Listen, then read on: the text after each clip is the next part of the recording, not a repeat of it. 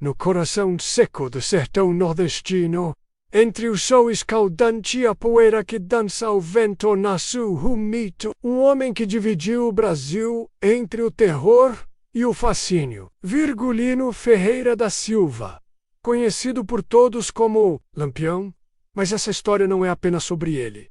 É sobre sangue, é sobre vingança, é sobre a morte de um homem chamado Chico Chicote. Início do século XX, o sertão vivia um tempo de seca, miséria e injustiça. Coronéis impunham seu poder com armas, políticos lavavam as mãos, e o povo sobrevivia como podia. Foi nesse cenário que surgiu o cangaço, um movimento de homens armados que resistiam à opressão, mas que, com o tempo, também impunham sua própria violência. Lampião se destacou. Inteligente, astuto, um estrategista nato.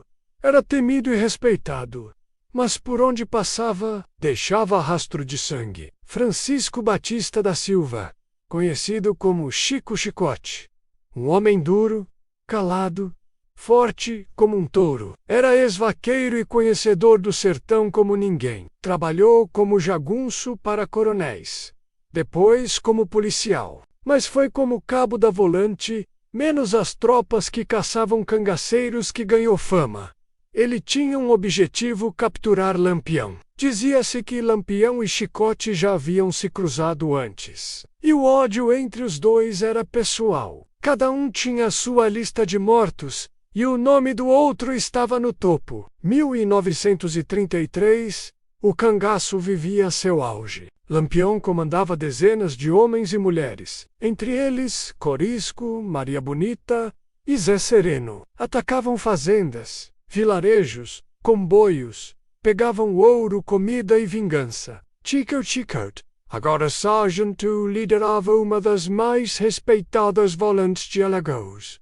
Era frio, nunca sorria. Dizia-se que ele dormia com o fuzil nos braços. Mas o que poucos sabiam é que Chico já havia matado um primo de Lampião e jurava que cortaria a cabeça do cangaceiro com as próprias mãos.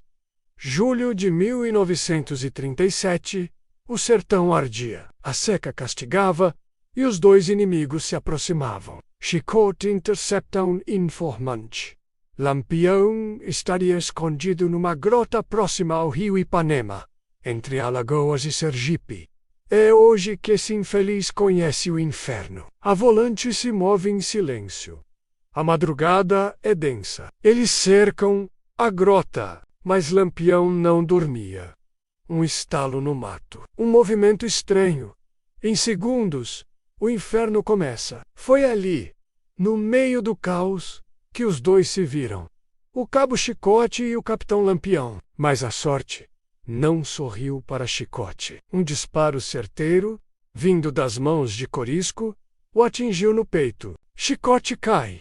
A bala atravessou o colete. Ele ainda tenta se levantar, mira sua arma. Mas antes que atire, Lampião se aproxima. Você era valente, cabra, mas acabou o seu tempo. O corpo foi deixado como exemplo. Os cangaceiros seguiram viagem.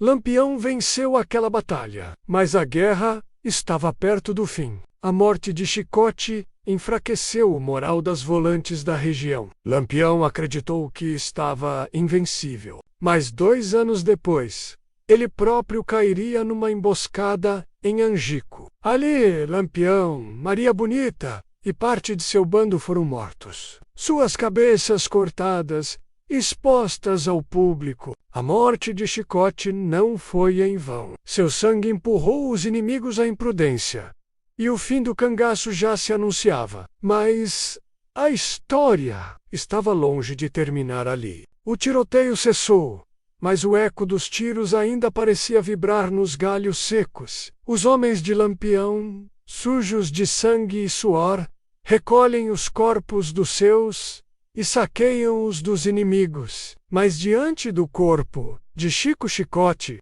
Toca, esse era o mais tinhoso dos macacos. Matou o cangaceiro demais. Hoje, morreu feito bicho, morreu feito homem, lutando. Só isso. A morte do cabo reverberou no sertão, como trovão seco. Lampião, mesmo vitorioso naquela emboscada, sentiu o peso do momento. Cabra valente. Esse tal de Chicote podia ter sido um de nós, se tivesse nascido do lado certo. Tá elogiando o volante agora, capitão? Tô dizendo que a morte pesa. Até quando é inimigo, do lado das forças legais. A morte de Chico Chicote foi um golpe duro. Em Alagoas e Sergipe, volantes inteiras entraram em luto. Alguns homens pediram dispensa, outros juraram vingança. Chico se foi. Então agora é a nossa vez de virar fera. A guerra se intensificou. As perseguições ficaram mais violentas. Os sertões foram inundados por sangue de ambos os lados. E no meio disso, o povo sofria calado. E o povo via tudo com olhos baixos e medo no peito. Para muitos, Chicote era herói. Para outros, apenas mais um violento num tempo sem lei. Diziam que ele era bruto, mas nunca deixou fome aqui. E quando passava, deixava tudo em ordem. Era homem direito, mesmo sendo da volante. Mas algo havia mudado dentro do bando de Lampião. Após a morte de Chicote, cresceu o receio. Se aquele cabra, conhecido por ser impossível de derrubar, caiu, quem mais cairia? Se eles pegam um feito aquele, qualquer um de nós pode ser o próximo. Só tem um jeito. Fugir mais fundo. Sumir do mapa. O sertão lamentou, mas não parou. A vida seguia. Mas nos olhos dos homens, agora havia mais raiva, e nos dos cangaceiros, mais cautela. Dizem que, naquela noite, Lampião teve um sonho. Nele, Chico Chicote o encarava, sem dizer palavra, apenas apontava. Pará ou nada. Foi nesse dia que Lampião começou a desconfiar, que seu reinado não seria eterno. O cabo Chicote morreu como viveu, no sertão, no barro, na bala. Mas deixou uma ferida que nunca cicatrizou. E o destino, impiedoso como o sol do Nordeste, tratou de fechar o ciclo. O sertão não esquece.